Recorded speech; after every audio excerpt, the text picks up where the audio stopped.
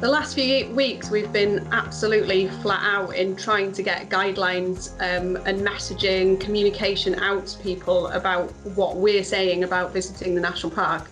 And essentially that is to go with what the government is saying, to just not travel unless it's absolutely essential. Just before the lockdown happened, with a huge surge of visitors into Snowdonia area, and that was a real concern to local people, with the potential risks of the spread of the virus. But at the same time, the reason I'm sure that people came out is because they felt like they had one last time to experience, the amazing mountains that we have. So we can understand that it's difficult for people. Essential travel only, so that basically means that the only people that are able to walk in some areas of the national park that aren't completely closed are people who are able to exercise from their doorstep. We have had to actually physically close several of the busiest mountains.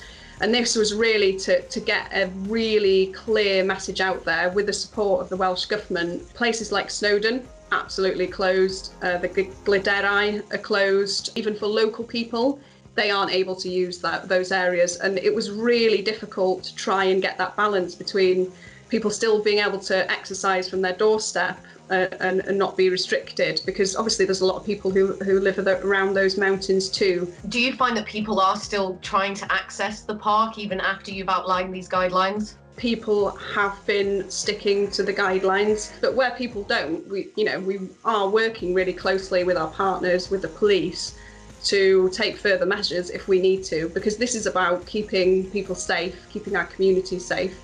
And, there's nothing more important than people's lives at this point. So if we do need to, we will, but more than anything, we're just trying to do it by goodwill.